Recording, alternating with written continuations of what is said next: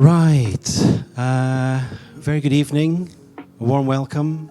Thanks for being here on this post-storm Monday evening in Edinburgh. My name's Andy Summers. I'm a co-founder, co-director of the Architecture Fringe. We are at Space here at the University of Edinburgh, Edinburgh College of Art. We appreciate Rab and Denise for inviting us to program into the Space program here for COP26. This is the last event as part of the Architecture Fringe's COP26 mini program. We had a poster campaign in Edinburgh and Glasgow. We had a stand-up comedy night program with ACAN in Glasgow at many studios with comedian Raymond Mearns, which was hilarious if you were there. The point of that was to try and cut through the cacophony of information that is out there with regards to COP26. We had a really good time. That'll be up online very shortly. And this event is the last of our program here, entitled Good Housing for People and Planet, Refurbish and Retrofit. I'm joined by Nick Walker and online Sumita Singha and Andrew Waugh. Good evening to everybody there.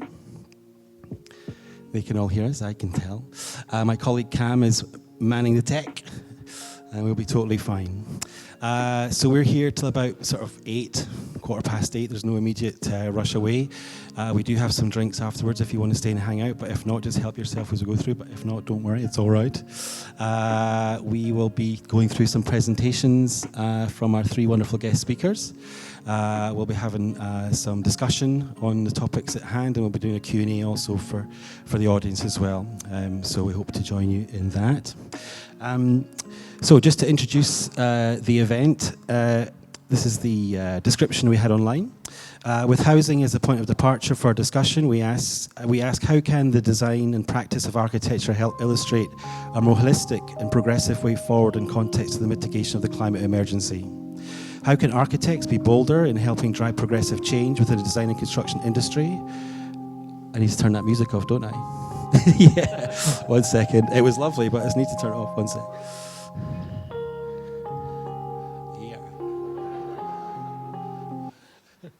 That's better. Love The Simpsons. Right, okay, I'll start that again. Good housing for people and planet, refurbish and retrofit. With housing as a point of departure for our discussion tonight, we ask how can the design and practice of architecture help illustrate a more holistic and progressive way forward in context to the mitigation of the climate emergency? How can architects be bolder in helping drive progressive change within the design and construction industry? And how can we better inform, lead, or find clients in relation to the refurbishment and retrofit of existing buildings? Despite rising anxieties about climate breakdown, regular climate shocks disproportionately affect countries that are the least responsible for historic emissions, and a crescendo of greenwash political rhetoric. According to the Engineering and Physical Sciences Research Council, 50,000 buildings are demolished in the UK every year. That's 137 a day, 6 every hour, and 1 every 10 minutes. Building upon the Architecture Fringe's 2021 thematic provocation of unlearning, as the eyes of the world recently focused on Glasgow during COP26 tonight, we explore some wonderful built examples of buildings given a second or third life, and how new business models, legislative pressure, civil activism can all help challenge and normalise systemic and wasteful destruction of existing buildings. Our sequence of speakers tonight is Nick Walker, followed by Sumita Singha, and then Andrew Waugh. Our panel, Nick Walker is an architect and team leader at Collective Architecture. Collective Architecture is an employee-owned company predominantly working on projects with a socially minded agenda. Having grown up in Brussels, Nick moved to Scotland and graduated from the Macintosh School of Architecture to the Glasgow School of Art. In addition to practice, Nick also teaches part-time within the postgraduate programme at GSA. Sumita Singha is an award-winning architect, author, and academic. Sumita set up Architects for Change, the equality forum at the RIBA, and is also a past chair of Women in Architecture.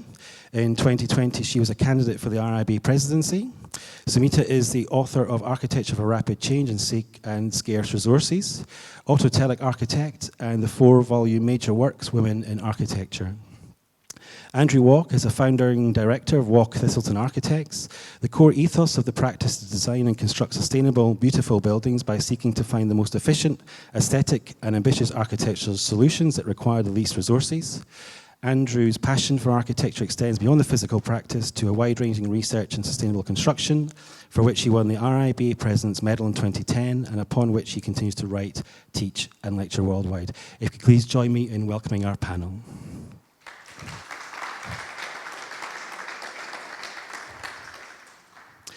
So our speakers have about sort of 20 odd minutes each. Nick is first. Nick, if you're ready to go, Cam will help with your slide presentation. If we're ready, Cam. Okay, can you hear me? Is that microphone working? Yeah? Yeah. Oh, this one. It should be working. Hi. I'd like to caveat my talk by just saying, first of all, I'm no expert. I have a lot to learn. I'm still learning. I could have done things better, and I want to do better. So that's where I am. As architects, we're still learning, and we've got a lot of experience, but there's more to learn from. Okay, that's not the right presentation. No. Oops. That was the one for the Academy of Urbanism. I've got it on my laptop. This is my fault. Sumita, we're going to go with you first, if that's all right. Just let me just forward Nick's presentation.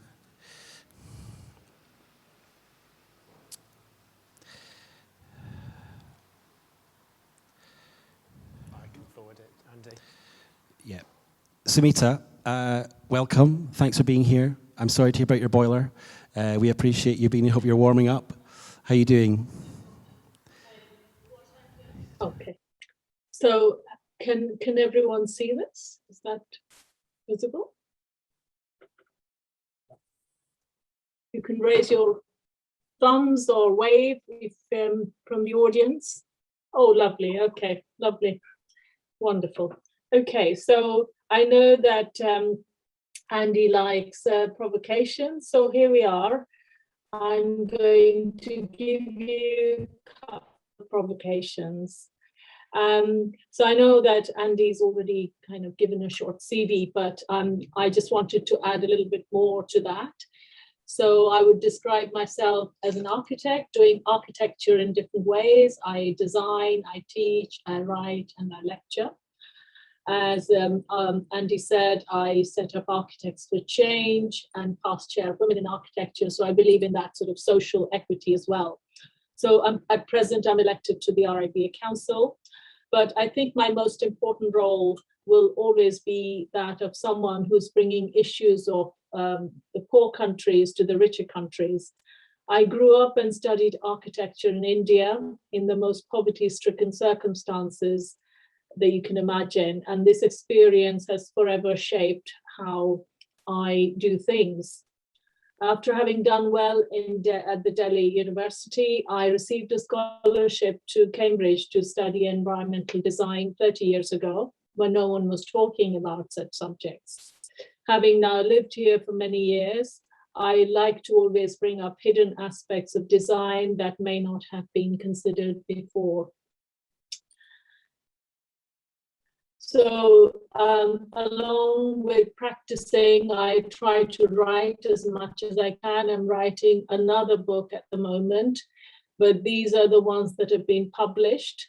And my first book, 2012, which Architecture for Rapid Change and Scarce Resources, I'm pleased to say has now been adopted for a course in design in the US, which I think is great news considering what we'll be discussing next. So let's start with the debates following COP26.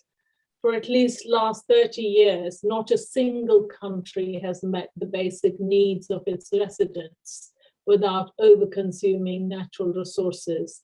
And if current trends continue, no country will ever do over the next 3 decades either.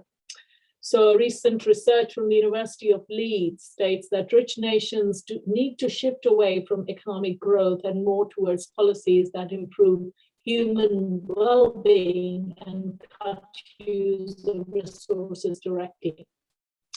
It's covered 148 countries since 1992, with projections to 2050 based on recent trends. The research team found that without urgent changes, national economies will continue to drive ecological breakdown while delivering slow and insufficient improvements in living standards. This slide shows which country has overshot its budget of resources. So you can see clearly which one it is by miles, really. So in wealthy countries such as the US, UK, and Canada are transgressing planetary boundaries linked to climate and ecological breakdown, and yet achieving minimal social gains. So there are people living in poverty in these countries as well. Poorer countries such as Bangladesh, Malawi, and Sri Lanka are living with the planetary boundaries, but are still falling short to meet basic human needs. An industrial revolution based on extractive economy has contributed to the carbon dioxide in our atmosphere. The wealth of many rich nations have been built on colonial exploits that include human and nature. However, exploitation of resources continues today as the rich take the good, including not just material resources, but also knowledge, while they dump the waste on them. So you can see in the COVID crisis and the NHS crisis, I'm also a non-exec in the NHS. What's been happening is, you're getting nurses coming from poor countries like Philippines and India. And there's been this vaccine nationalism, which has made other countries, a lot of people in those countries, millions remain unvaccinated. And this new variant that has just come through is probably a result of, people not being vaccinated. So they hold on to the good and then dump the waste. So I want to explore the main expression of architectural design, the resources used to create design. And by resources, I mean building materials, people, and the planet. Because everything we create... Sumita, sorry to interrupt you. Are you still on the same slide? Because your slides aren't moving forward. Yeah, I will keep this slide. Okay, just want to check. Thank you. Sorry. Okay. Yeah. By building materials, I mean people, planet, and the actual materials that we use. So everything we create from material resources we have. Even the carbon dioxide and greenhouse gases we produce come from materials we process. Extraction and processing of materials result in harm to human and other life forms. The human cost of design is often hidden underneath very expensive layers. Countries such as Norway, which sells gas to other countries, and on the back of the wealth generated are then able to, you see Norway is out there, is held up to be, as an example of low energy architecture and lifestyle. Another example is Singapore, which is held up to be a garden city and has increased its landmass by 25% by exporting sand from poor countries, and we'll explore that in a minute. From dismantling cruise liners, recycling refrigerators, computers in poor countries, and carbon offsetting, the names of these projects are varied, but the aim is the same: to make sure that people of the rich countries continue to live in good circumstances. When one is living in comparative wealth, it is natural not to think about the bad stuff that's happening elsewhere. It is also natural to maintain that lifestyle rather to give everything up or give anything up. So our survival depends on how we use the planet's resources. We cannot live without the environment and without our planet and without the resources that sustain us. Last year, amidst the COVID pandemic, a report that humanity was quietly devouring the earth went unnoticed. While the amount of material consumed had passed 100 billion tons in 2017, the proportion being recycled was falling. This meant that virgin materials were being used up while building waste was growing. Of this 100 billion, 50% was sand, clay, gravel, and cement, all used for building. Coal, oil, and gas made up 15%, and metal ores 10%. The final quarter comprised the plants and trees used for food and fuel. Thus, over 60% of the minerals and materials extracted were used for building-related activities. A third of the materials were wasted, mostly going to landfill and mining spoil heaps. From the third of the materials that remained in use after a year, such as buildings, 15% was emitted into the atmosphere as greenhouse gas. Nearly a quarter, including plastic, found its way into oceans. So out of the 100 billion, a third was wasted through the creation of buildings and infrastructure. So let us examine two materials out of those that were hardly mentioned at COP26, and yet are responsible for resource depletion and carbon emissions. So the first is plastics.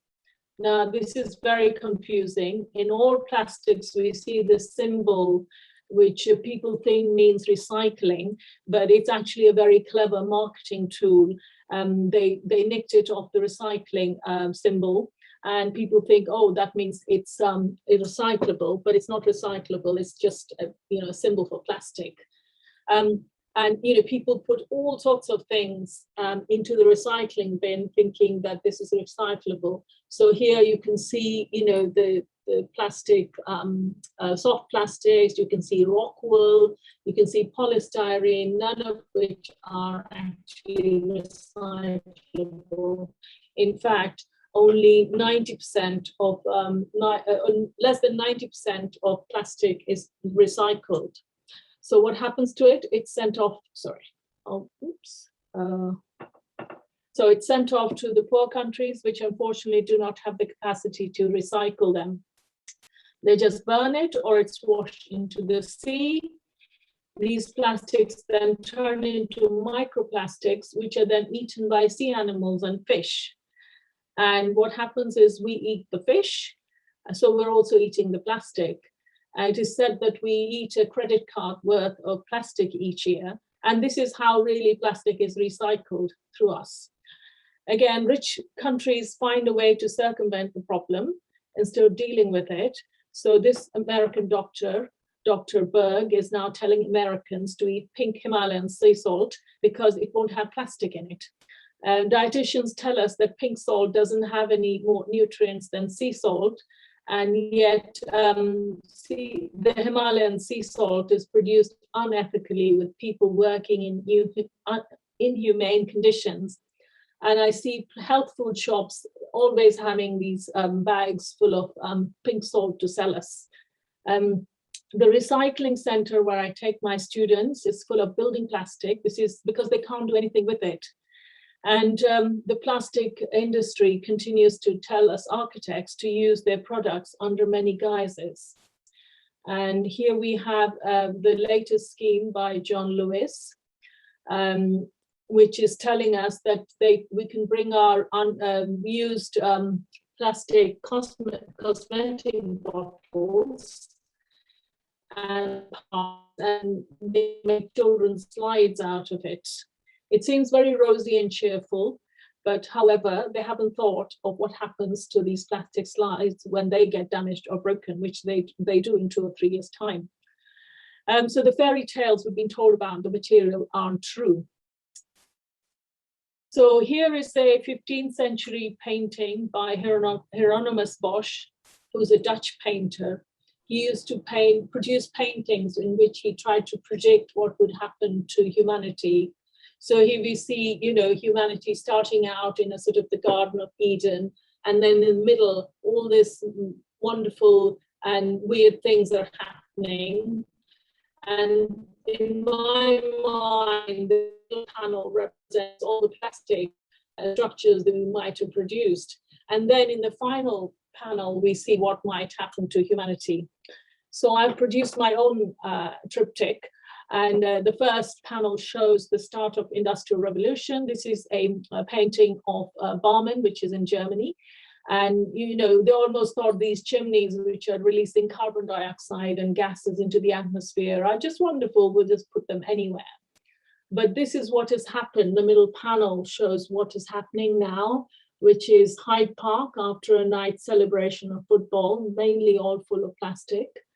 And then finally, these burning oil fields, which are from Kuwait, from 30 years ago when the Kuwait war started. And basically, we have to always remember that plastic is solid petroleum. That's what it is. Now we examine another material, which is concrete. So it happens to be the world's most popular building material, and it has a particular personal resonance with my life.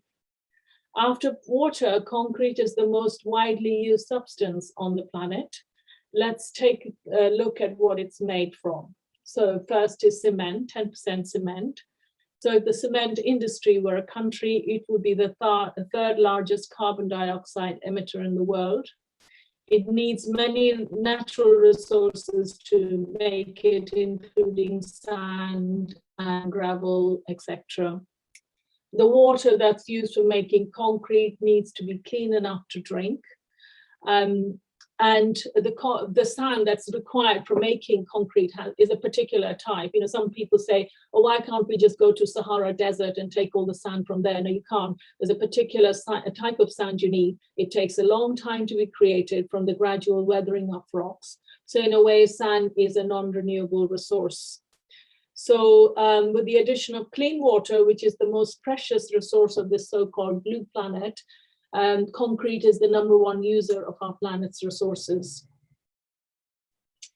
So this slide shows my village in India before and after sand mining. For some people, sand is for play and relaxation. In my village, sand has had many other uses, from pottery making, cooking, cleaning, and religious ceremonies.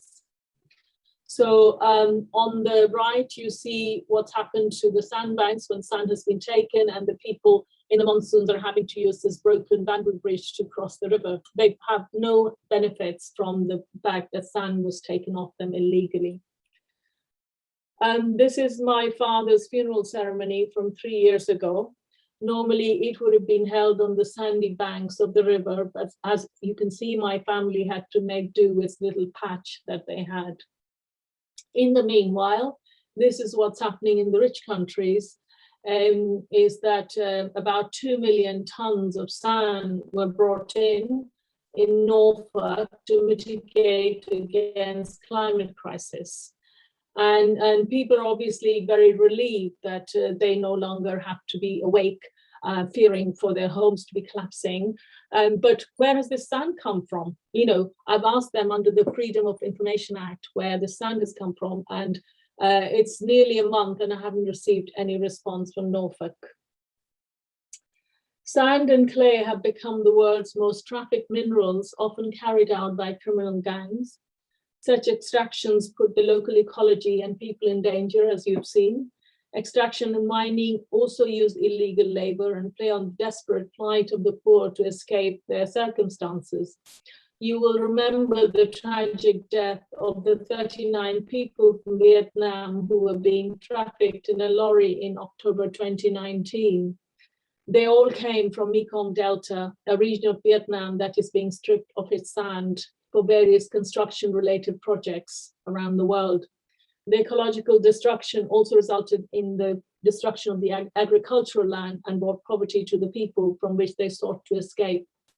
In the building of Chandigarh, the capital of Punjab, which has many buildings mainly made of concrete, many villages and ecosystems were destroyed. Also, there's not much we can do with waste concrete. During its use, concrete can be damaged by many natural processes such as water, corrosion, fire or radiant heat, and even bacterial corrosion. So concrete is usually considered waste according to the European Commission. And it's estimated that in 2018, the European Union generated over 300,000 tons of mineral waste from construction and demolition, and 4% of this was considered hazardous. Germany, France, and the United Kingdom were the top 3 polluters. Currently, there is not an end of waste criteria for concrete materials in the EU. Reuse of blocks in original form or by cutting into smaller blocks may be better for the environment. However, there's a limited market for it. And you see that this is being held up, which is the Environmental Product Declaration for concrete. It's equally vague. Not much is known about the components, recycled materials, or even the packaging. And there are many you can actually go through the EPDs of various materials and check that out yourself. So we need construction elements that can be dismantled and reused. Buildings are very complex creations with input from many different organizations and industries. Ecological thinking strives to create multiform, holistic, and replicable solutions. The commitment by individual architects or even architecture practices alone won't make a difference. We need policy and governmental changes. You have heard of the phrase form follows function. I think it's time to update it to read form follows materials. There are two materials I've spoken about. If you remember, Grenfell Tower was a concrete tower wrapped in plastic. So it doesn't matter where we live, unless we choose materials carefully in an ethical way, we will end up with tragedy.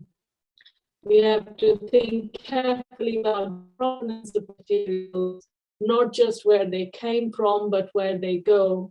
We have to think about reducing the use of Earth's resources. I say grow your building materials, use local resources, and reuse anything that you can.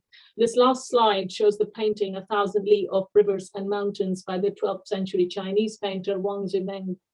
The reason I love this painting is because of the blue, green, and brown colors. These are the same colors of the Earth when seen from the space, which was the first slide I started out with. I hope we return to these colors with the wise use of resources. Thank you for listening.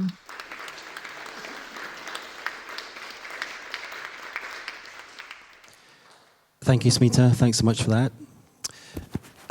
Nick, are you... Hi there. Are you okay? Yeah. Okay, Cam, are you okay with Nick's presentation? Okay. Next up, we have in person Nick Walker from Collective Architecture. Okay, thank you very much for inviting me along, and thanks for coming to see me talk. It's a bit weird having so many people in one room, but there you go. I'm not used to it because of COVID. I've been asked to talk about refurbish and retrofit, and it's something that as an office we have been doing for a while, but I suppose I'll talk you through the slides. So that's probably the best way to discuss. Okay, next slide. So Collective Architecture, we're an employee-owned practice. We've got an office in Edinburgh and then an office in Glasgow, or we've just got an office in Glasgow because we haven't had one for the past year and a half. It's just opened, so that's good. And basically, we're set up as an organisation. There are a lot of employee-owned practices now, but I suppose what we're trying to do is provide everybody within the office with an understanding of what the office is trying to achieve, an ability to work in various aspects of the office in terms of getting work or understanding the finances. So we have a board of trustees who are made up of the employees. Then we have 3 directors, 2 non-executive directors who are employee elected by our colleagues. We have 4 teams who are overseen by 4 team leads, of which I'm one. Basically that's our sort of setup. It's still evolving, we're still learning, as I said, but we've also got this new aspect of the office called collective energy, which is again something that we have been doing in one form or another, but this is a way of sort of trying to tell our clients what we also can do alongside just buildings, if you like, although of course the two are very much integrated. Next slide. I've also got far too many slides, so I better hurry up. So this is a project that Chris in the office did back in 2004, Recycling Centre, looked at using windows that were not wanted on other sites. There's some recycled glass in there. It's all sort of glue lam. The bricks are all seconds that would have gone to landfill. Next slide. And Collective Energy is the specialist division we've set up, which just sort of highlights these other key services that we're really beginning to find out about and explore. We've got quite a few Passive House trained architects within the office now, and Chris is very much involved in looking at the circular economy. And I think, you know, as all of us are, we're all becoming super interested in the materials we use, how we build, what we build, and what we demolish. Next slide. So it covers building performance, it covers passive house, and it covers circular economy. And I'm not going to go into this. You can read this on our website. But having said that, it's nothing different to what everyone else is doing, and this is what we should be doing. And I suppose part of the journey is about telling our clients about what we do and why we need to do it.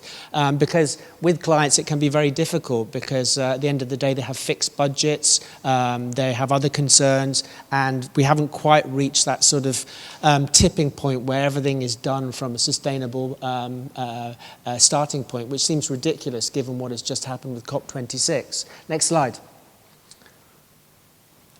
So we've won a few retrofit awards recently, and the Woodside Towers, which I'll talk about very quickly, has been getting quite a lot of good press as a retrofit project on a 60s building, early 70s. Next slide.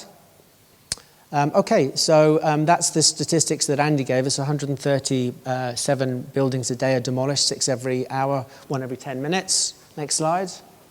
And in terms of the scale of some of the things we're looking at, one of our projects is looking at how we're going to retrofit 32,782 homes in North Lanarkshire Council. This is a feasibility study, and how that breaks down is actually 9 homes per day will need to be retrofitted between 2021 and 2030. That exercise hasn't even started, so that's the scale of what we're having to deal with. Next slide. Bring it back to housing, which is what this discussion is about. Housing is a basic human right. Everybody should have the right to somewhere to live. Next slide. We live in the 5th wealthiest country in the world, and homelessness has gone up. So there's a huge demand for housing and not very much money for it. Next slide. Maslow's hierarchy of needs takes me back to my studying of management, but in order to be self-fulfilled and to be able to work at a level where you can enjoy all the aspects of life that the robots are going to bring us, where we're all just going to be painting and enjoying sort of the arts, you need to have food and you need to have somewhere decent to live. So this is basic stuff in terms of how we survive as humans. The one at the end is not mine, but found that on the internet. Wi-Fi. Next.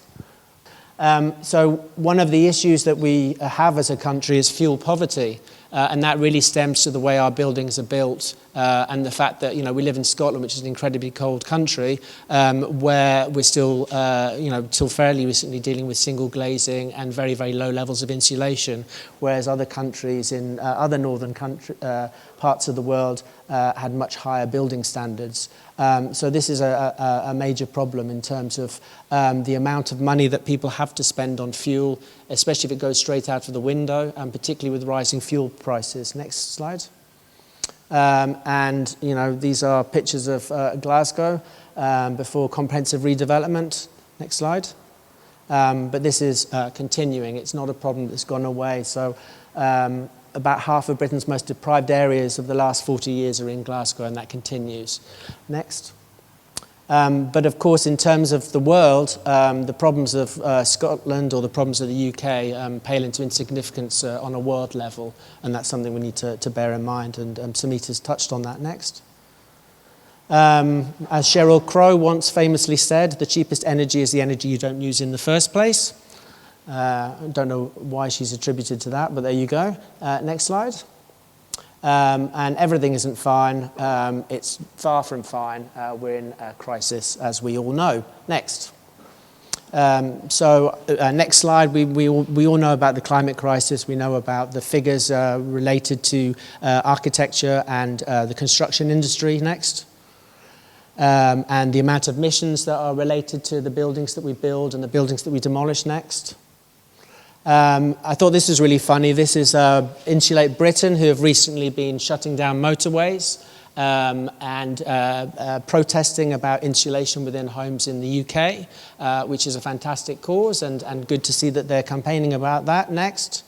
But the leader of Insulate Britain was exposed for living in a single glazed house with minimal levels of insulation and a gas boiler. So next. We need to get our own houses in order, and then the rest might follow. And that's what we're doing as architects, is really sort of, trying to lead the way, but learning on the way. Next. I'm sure some of you will remember this spectacular, crazy, backfiring idea for the start of the Commonwealth Games to demolish people's houses as a live spectator sport, which thankfully was cancelled. Next. Now we're looking at the opposite end of the spectrum, where we have cases for never demolishing a single building. Next. And this is particularly relevant as we can see what's happening this week with the Marks and Spencer store on Oxford Street, where what seems to be a perfectly good building is to be demolished and replaced with what looks like a very similar building. Next. So my mind is conflicted. There's a lot of conflict in terms of what we're doing, what we're not doing, how we do it, who we're doing it for, and it's particularly conflicted in terms of existing buildings. Next. At a recent interim review, one of my students said that I had said in a review tutorial, not every building is worth keeping. I was talking about some single-storey toilets built in the 1970s in the Barras on a site that used to have tenement buildings on it. Next. And as an office, if we just flick through these quickly, these are some of the projects that we've done previously in terms of looking at existing buildings and refurbishing them. And, you know, there's some of them you'll recognise in Edinburgh. But really, it's about working with clients. The building on the left there, if we just go back one slide. Some of these buildings are about recognising how wonderful these are as part of the fabric, the urban fabric of the places they live in. And then a lot of the hard work is actually convincing people to keep the buildings, because we all know that it costs more, it takes more time, and VAT and what have you is not in our favour. So a lot of the legwork has to go in to try and get people to keep what is, you know, essentially a fantastic building that's made out of amazing materials, which obviously needs to be retrofitted. But there's a lot of what we have to do as architects to persuade, and we're not always successful, and that's where the conflict comes in. Next. So this is a project in Anderston, which I was project architect for, and I will completely own up to being part of a decision to demolish existing buildings. So if we look at this, next slide. This is the original context on the left. You can see some of that original context on the right, but a lot of Anderston was redeveloped in the 1960s as part of the comprehensive redevelopment with these slab blocks that don't really relate to their context in any way, which are particularly badly built, had serious issues with heating, etc., etc. Next slide. A decision was made before we were brought on board to demolish these buildings. And even though this was only 6 years ago, you know, people were not really thinking about keeping such buildings because they were seen to be sort of an eyesore and a sort of an example of how not to build, and very curious in terms of their context. So this was the last part of a redevelopment of a whole area. Next slide. Which relates back to the building of the M8 in Glasgow. And this is, you know, this is where it gets really political, because all of these grey areas here are places that were comprehensively redeveloped in the 1960s and were also the poorest parts of the city, the most vibrant parts of the city. Okay, there was a lot of poverty, there was a lot of disease, there were a lot of people who didn't have inside toilets. It wasn't all rose-tinted glasses, but communities were ripped apart and taken to live in other parts of the city. And also it was easier to put a motorway through the poorer parts of the city rather than the wealthier parts of the city. So next slide. And you can see the sort of the damage that was done to Glasgow, where I live, in terms of pushing that sort of motorway through the city centre. But already, you know, well, not already, but sort of somewhat behind other cities, people are saying that the motorway needs to go and it needs to be thought of in a different way, and we need to retake back those spaces for people and think about how we connect back all these disconnected roads as a result of the motorway. Next slide.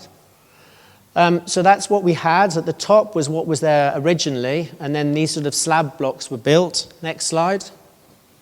And as part of that redevelopment, we really looked into the historical sort of development of the site and realised that obviously Argyle Street is an incredibly important thoroughfare into the city, and part of that process was about establishing that route through the site, connecting Anderston back into the surrounding areas, and making it much more sort of a tenement scale. Next slide. And the sort of aerial photographs from Apple Maps show you that difference in terms of how that sort of related to its surrounding context. Next slide. And that's the developed, completed project. It involved a vast amount of demolition. It involved a vast amount of reuse of materials. It does have some PVs on the roof. If we were to do it again now, sort of, 10 years later, would we do it the same way? Probably, well, definitely not. But there'd still be a lot of client convincing to go on. Next slide. And it's really about the community that's important, and the community themselves were really keen to sort of stay there and not live in such cold flats. These are some workshops we did next. And Glasgow is the best place ever, especially Anderston. I love it. This fella said. Next slide. The Victoria on the south side of the city, which I'm currently working on, is an old hospital. Next slide. And we fought really hard to keep some of these buildings. This site was put up for sale. With our client Sanctuary, we fought to keep as many buildings as possible. We wanted to keep more buildings. We wanted to keep this building here. This is category B listed. We wanted to keep this building. We've kept the Nightingale pavilions along the street front. But it's not up to us. It's up to our client, and it's up to the finances and the economy, or the economics of the site. But everyone else who was going to buy the site was going to flatten it. And some people even asked about flattening the category B listed building. Next slide.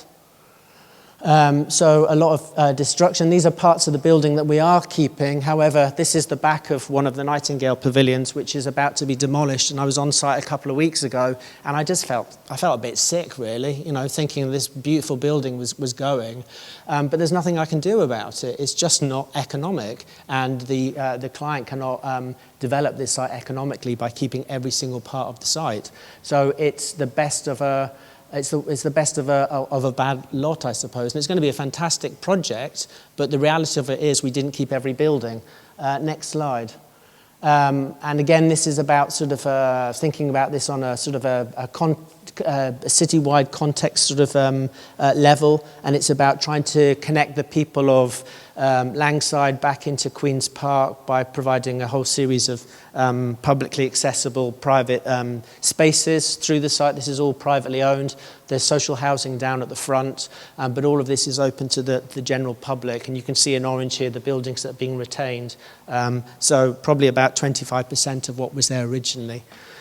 So a mini win. Next slide. And this is what it's going to look like. So think of it what you like. It's not kept everything is what I'll say, but it still has good things going for it in terms of it's providing good housing in the area on an empty hospital site that was boarded up and nothing was happening with it. And I'm proud of this project. Next slide. So this is my colleague Andy. This is a project which has also been getting quite a bit of good coverage recently, the Bell Street Stables conversion in Glasgow. So when I joined Collective Architecture in 2004, this was in the office, and it didn't get finished until last year. And it's now a different sort of program than it previously was. It's again mid-market housing. Next slide. So this was up for demolition. But because it was in such a bad state of repair, but again working very closely with the client who was very keen to keep it. Andy has done a fantastic job of turning these old stables for refuse workers originally. Next slide. Into, so this is just a bit about how we were asked about whether the building was ever to be demolished, and the answer was yes, it was considered, but not by us.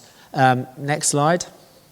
So this is what Andy has managed to achieve in terms of giving new life to a building. It's a fantastic reuse of a building. It's not to passive house standards. It's not doing any more than the technical standards require.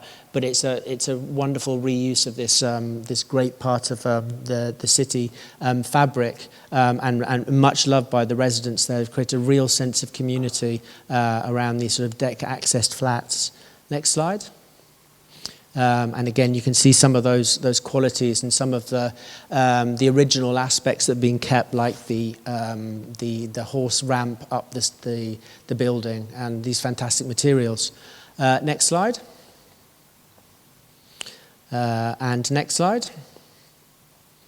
So the Woodside Towers, this is really interesting because this is the biggest sort of retrofit project we've done to near NFIT standards. It was a real sort of trial sort of learning process for Rupert in the office, who's heading up collective energy. And the really important thing here is that none of the residents wanted to leave their houses. They wanted to stay there. So what we tried to do, or what Rupert tried to do, was to bring up the fabric standards to a much higher level without actually decanting anybody. So all the works were done from the outside in. Next slide.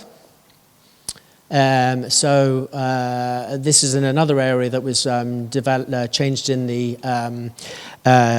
comprehensive redevelopment in the 1960s and early 70s. So once the densest part of Glasgow reduced to this sort of weird, very disorientating site, which is right in the West End and is often just completely bypassed, but is a really interesting area and is becoming a lot more known about because of the development along the canal. Next slide. I'm just going to speed up a bit because I'm taking too much time, but a lot was to do with working with the residents from 2007 until now. Lots of ideas about the whole site, about how to retrofit the whole site. So this is the first part of the development. Next slide. And really what we've done is we've just put a warm sort of jumper over the whole building. So the whole building has been covered in non-flammable insulation and rendered, and there's no air gaps in there or anything, and the whole thing has just been sealed in terms of continuous unbroken line of insulation. Next slide. And I suppose whilst the fabric itself is all in pretty good nick, all of these gaps were where all the energy was leaking from, and we did some pre-construction work, visiting some of the flats, and there were people living in there who could only afford to heat one room, and the rest of the flat was down at sort of 10 degrees. It was so expensive to heat them. Next slide. But fantastic flats. The residents really like them. They're duplex. They're sort of taking on some of rather less elegantly some of Corb's ideas. And we've also looked at the ground floor areas and improved those and put community facilities in. Next slide. And it's made a real difference to the area, obviously to the people who live in them. It's a lot warmer, and now we're working with landscape architects to look at all the areas around in terms of connecting all of these disparate bits of leftover grass and what have you. Next slide. So I'm not going to go into all of this, but this is all the science behind it. There's a sort of a thermal camera up on the right-hand side, which is showing you sort of the levels before. Next slide. Lots of leaking from the existing windows, so they were all replaced as well as part of this sort of put a warm jumper on approach. Next slide. And this is our sort of continuing work. This is a fantastic picture here of the grey is what used to be there and the black is what's there now. So just this whole bit of fabric gone. Next slide. But this is what it comes down to. Dad hasn't switched on his heating for 2 years after high-rise flats refurb, and that's what really matters in terms of fuel poverty. Next slide. And finally, a very small building that we've been working on, which is with a small local organisation, and this again is a sort of a prototypic project for us, just testing out lots of ideas about how to retrofit a small community building. So it's again had insulation put on it, a new roof, PV panels, lots of reused materials within. Next. Again, lots of science behind all of that, which I don't profess to be an expert about, which is Rupert's real expertise, but I want to learn. Next slide. And essentially, we've gone from a lot of heat loss to practically very little heat loss as a result of fairly straightforward measures of making the building highly insulated and using MVHR and not letting perfectly good heat escape out of the fabric and into the cold Scottish air. Next slide. Next slide. This is sort of a real, again, learning on site. So actually the client had very limited budget, so the client ended up doing a lot of the taping of the windows himself and really got into the whole sort of process and the sequencing. It's a fantastic wee project if you're in Glasgow. Next slide. And we've got larger aspirations depending on funding to introduce a whole variety of other aspects, including heat pumps and PVs and what have you. Next slide. So, you know, one thing that I'll just touch on very briefly, because again, you'll all know about this. One of the other issues is this ridiculous rules we've got around VAT and the fact that if you have an existing building, you have to pay VAT on it, whereas if it's a brand new building, you don't. So it just seems completely and utterly ridiculous. But obviously that's down to contractors and construction companies lobbying our corrupt government to get money in. That's the British government, by the way. Next slide. So, you know, you get awful situations like retrofitting of Highland School into community centre is knocked back by VAT costs. So, I mean, that's just a complete no-brainer. But the fact that it costs more to retrofit and it stops them from doing it is just appalling. So there's a campaign to cut VAT from 20% to 5% and discussions about how VAT should just be stabilised across all building forms. Next slide. And this is my last slide, you'll be thrilled to hear. And this is just sort of finishing up on you know, it's such a huge topic of conversation, and we've only touched the surface here as part of a discussion, but there's so many things to discuss in terms of financing, VAT, money, clients, contractors, building control, planners. But at the end of the day, you know, the other thing that's important is that a place needs to be well loved and well used by its occupants. But if we don't stop the planet from overheating, there won't be any people left to live in the housing. So thank you. I meant to finish on a more upbeat level than that, but there you go. I suppose just to finish up, we're doing what we can and we're getting better and we want to get even better. And if we all do that, we will improve. The big question is, you know, well, we know what the answer is. It's not fast enough yet, and there has to be that real sea change amongst everybody to get that sort of incredible move into everybody thinking about keeping existing buildings and about retrofitting and about thinking about the where materials come from, all of that, and that includes our clients who are, you know, quite a bit behind us. Thank you.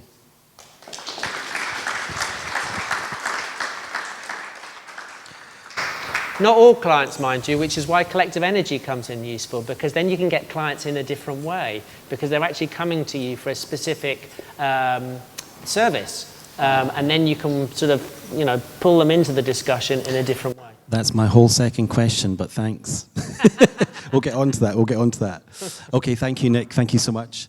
Andrew, you are up next if you are there and ready to present to share screen. That was bang on time. Well done. Hi, Andrew. Welcome. Hi, guys. Thanks for those who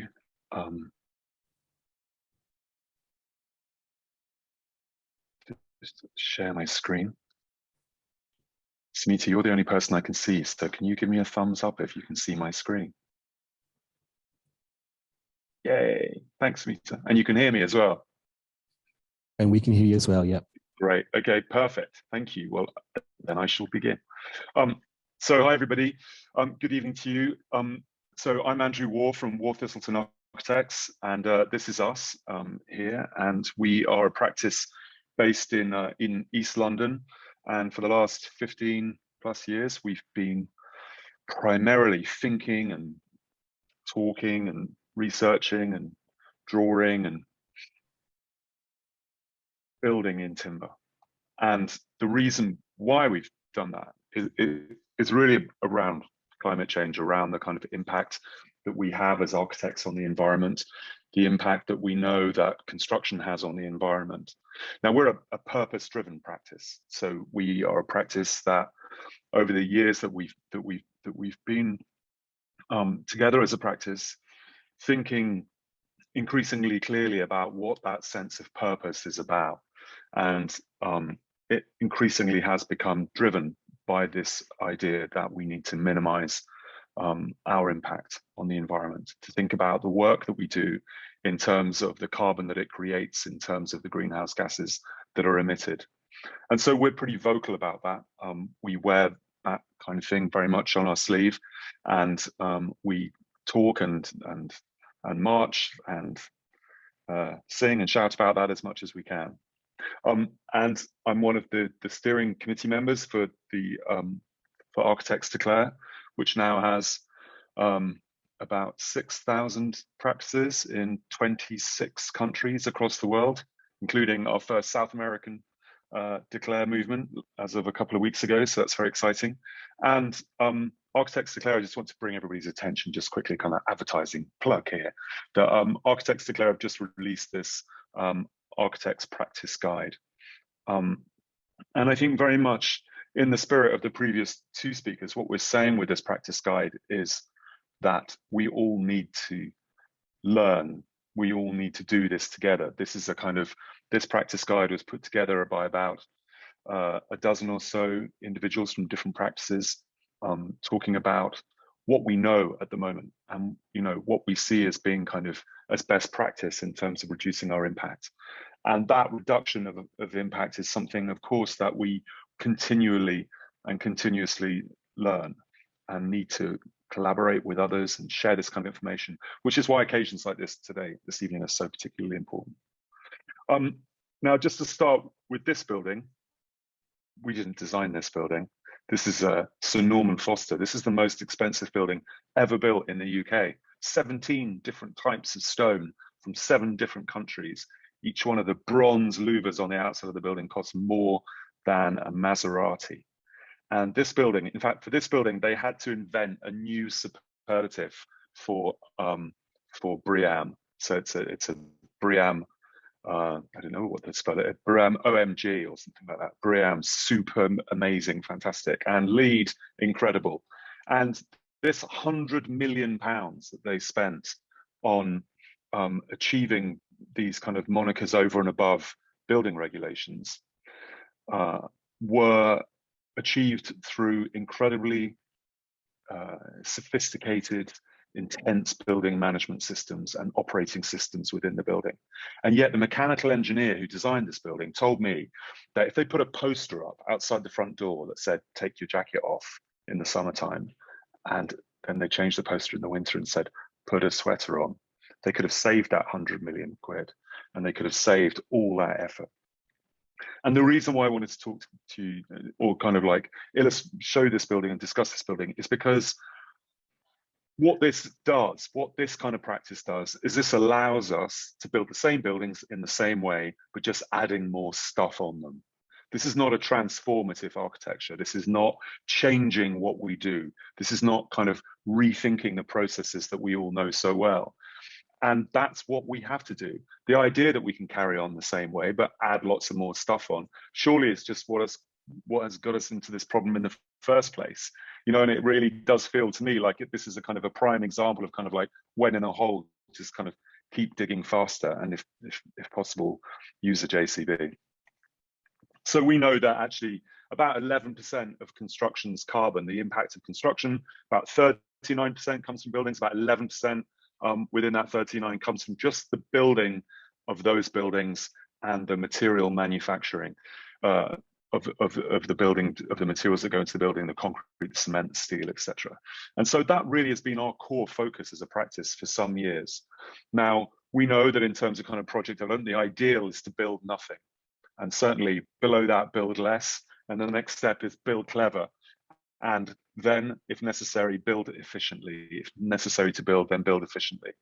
And we built our first cross-laminated timber building in 2003 on the basis that we needed to think about not only what we built out of, but how we built. Now, this is a slide that I nicked from Chris Wise from Expedition Engineers, and that really begins to think about actually how we consider our own actions individually and how we consider them as construction professionals, whether engineers or architects or involved in the industry. Now, individual actions, giving up plastic straws, not drinking from plastic cups are really great, and they're really important. And going vegan is a great thing to achieve and something I aim to do.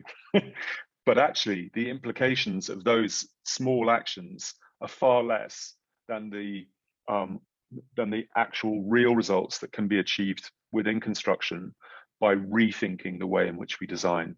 So if a typical architect is responsible for 2,000 tons of carbon a year, just a 10% saving of that is 100 times more effective than going vegan. Or you can fly to the States for 200 times for that kind of figure. So actually the kind of impact that we can have in construction is massive. We've been using cross-laminated timber since, as I said, since 2003. The reason why we do that is not only because it's a replenishable material from which you can grow more, if you're not scraping it off the surface of the planet, but also, obviously, as a tree grows, it stores carbon within the material of the tree, and so acts as not only a low carbon material, but as a carbon sink itself. And by 2008, we built about 3 or 4 small CLT buildings, but having this idea that there was an opportunity to utilize this material for high density urban housing, to demonstrate, to be able to really show us that timber can be a viable alternative to concrete and steel. And it was a great process, really a very simple, straightforward building process, very simple construction methodology, a lot of timber, probably about a third more timber than we needed, we realize now. But at the time, nobody had built a tall building in engineered timber. And so this was something that we were kind of, that was sort of brand new. And you can see, as I was saying, very simple. So 3-inch galvanized shelf brackets and 5-inch screws, 75 mil for new money and 120 mil screws. And it was very fast. From demolition to completion of the building was 11 months, and far less waste because everything's prefabricated to site, cut precisely, and then delivered to site. So far less waste, far less wrapping in plastic, and much quieter. So the whole thing put together with cordless screwdrivers, no jackhammers, no grinders, no cement mixers, and far fewer deliveries, and 80% reduction in traffic to the site. And it weighs very little as well. So comparative to concrete, weighs a fifth of what a concrete building would weigh. So vastly reduced foundations as well. And we decided as a practice from that moment that we would share everything that we had discovered as a practice, that we would be open source about our drawings, about our successes and our challenges. And we continue to operate like that as a practice. So for the last 12 years or so, have continuously been open source around the work that we do. And we've now built around 26 buildings in cross-laminated timber in the UK and in France. This is the largest one so far. This is 17,000 square meters, 121 flats and 4,000 square meters of office use.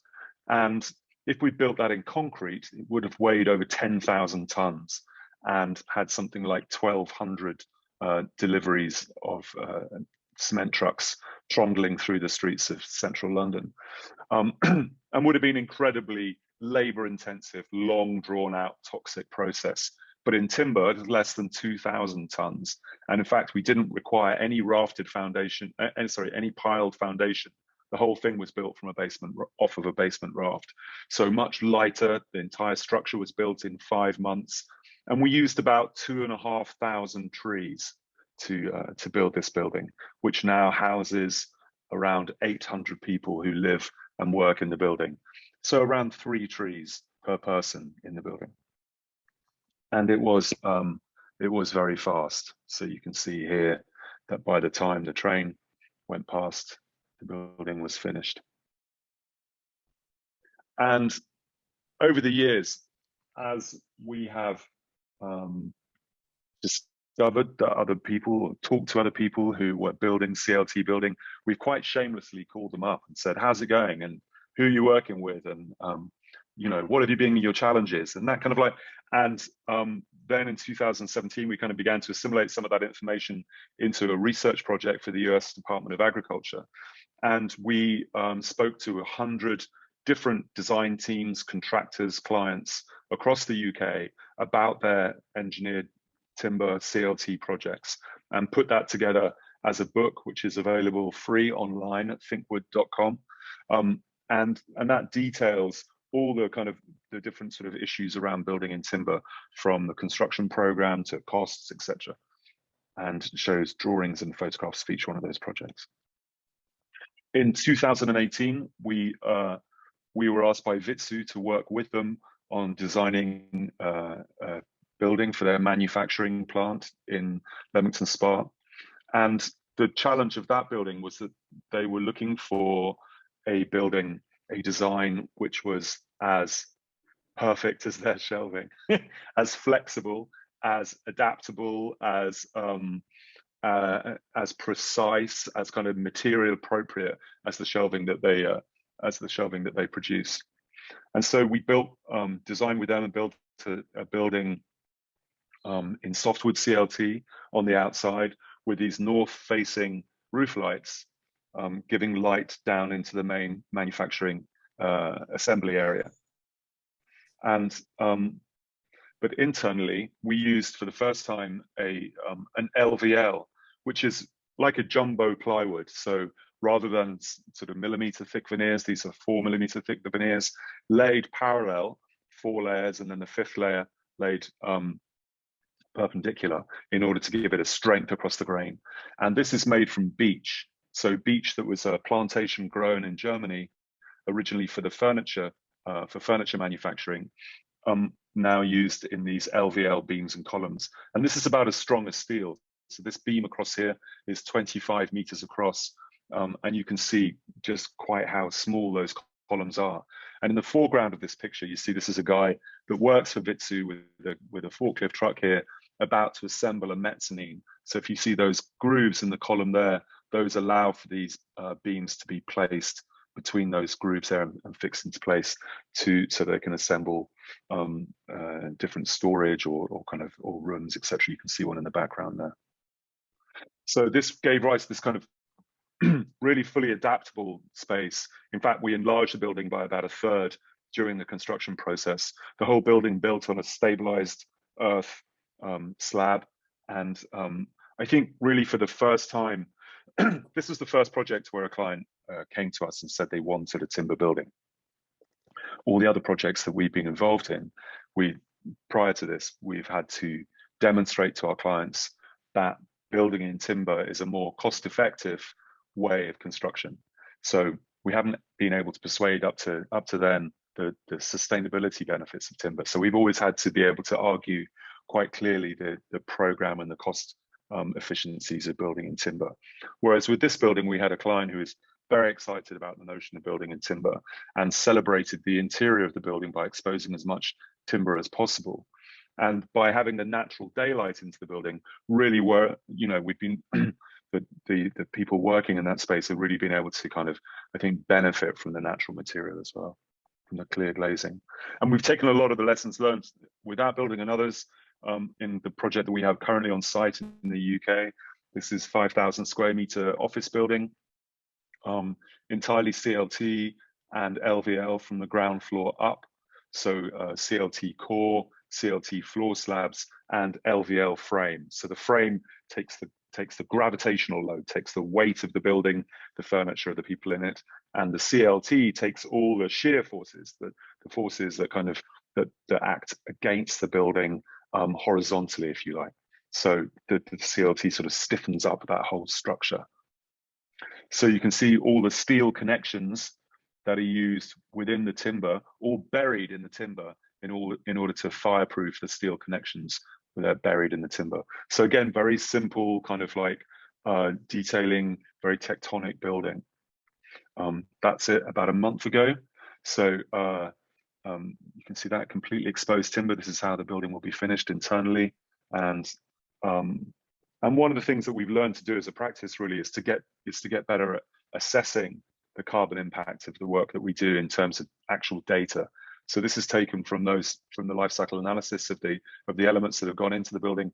In fact, you can see here about 40% of the entire building's footprint carbon footprint is just within the basement. So less than about it's 800 square meters the basement. So a small percentage of the building has in fact a massive carbon impact. So no more basements. And in the green here, the CLT and the LVL. And here you can see outside the hipsters of Shoreditch enjoying a new building. This is our largest project currently mired in planning in Bergen in Norway. So 2,500 homes. And the reason why I want to show you this is because I think for many years we've been kind of looking and thinking about how we can reduce our impact, reduce the amount of carbon and greenhouse gases emitted by the work that we do. But with this project, we're looking at actually how can we put forward a regenerative project? How can we propose a project that actually leaves the area around it, kind of creates a better environment than the one which we found. So this housing here sits on foundations and gabions, largely created from the spoil of new tunnels created by the extension of the local public transport system, and those foundations there support these timber buildings. The timber buildings being sufficient number to be able to kickstart a timber industry in Bergen for the first time in many years. And then within those foundations, we're kind of proposing a series of kind of gabions within those and around those foundations, and those gabions will work as oyster beds, and those oysters will help to cleanse the lake that's been polluted for decades. Each oyster being able to filter 20 liters of water a day. So in about a decade, apparently, that water again will be kind of okay to swim in, if a little chilly. So that's the shot. So at the moment we have about 100,000 square meters of office buildings across Europe, and a couple of small ones in the UK. LVL and CLT structures, exposed timber wherever possible. But a lot of the work that we're doing is really around research. So we have about sort of 20% of our turnover as a practice is in research now.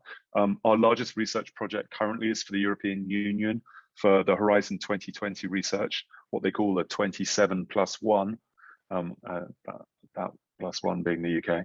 And this project is looking at different building regulations, different systems of construction, different manufacturers across Europe, and looking at life cycle analysis of timber as a building material, how we can demonstrate more effective end of use, etc., how we can kind of demonstrate the opportunities from different types of structure using different types of engineered timber, LVLs and glulams, CLT, etc., whether that's kind of traditional post and beam and volumetric modular, and then a whole series of kind of parametric models to support that.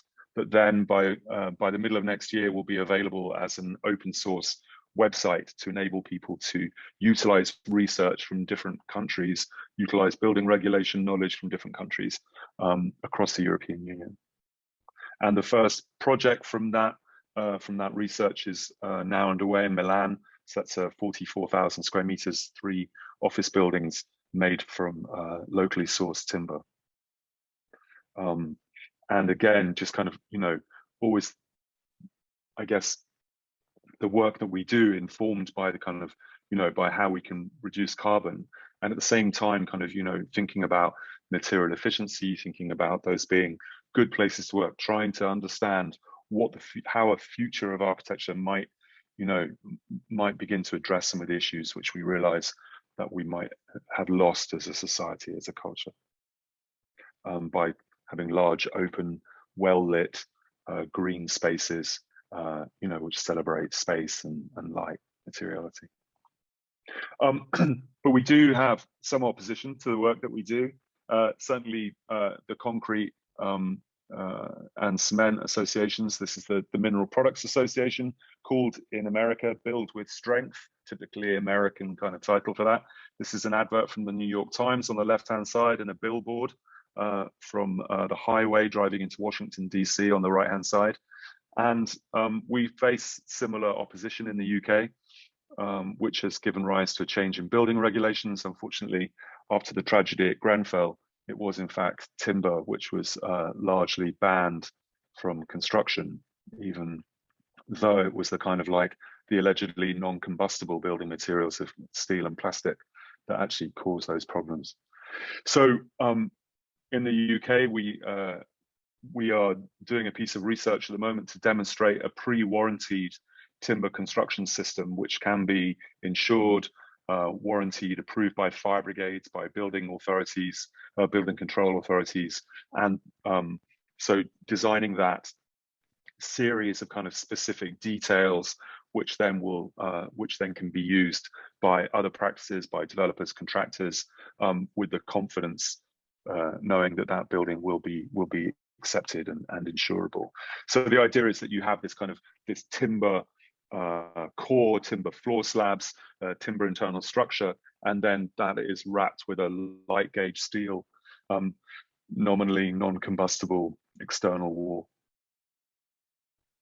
And just to kind of like, go back to the sort of carbon figures, the data that kind of backs that up. So on the left-hand side, you have a kind of a typical reinforced concrete 6-story building using very best practice, achieves around 800 kilos of carbon dioxide emissions per square meter.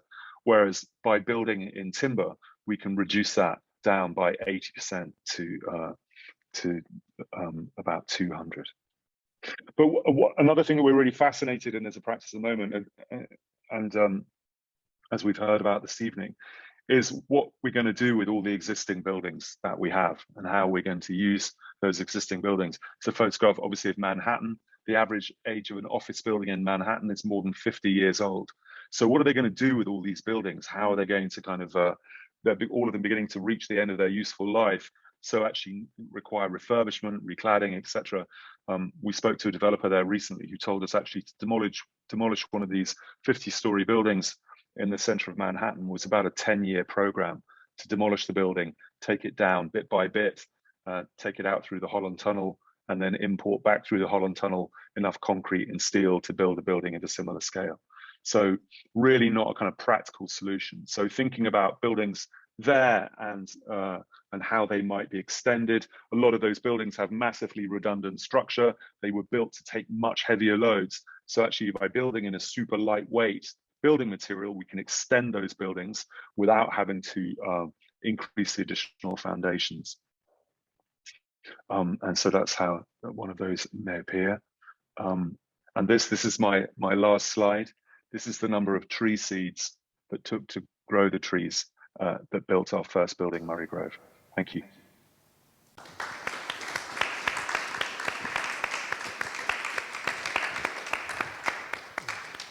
Thank you, Andrew. Thanks so much. So in the time that we've got, we're going to have a bit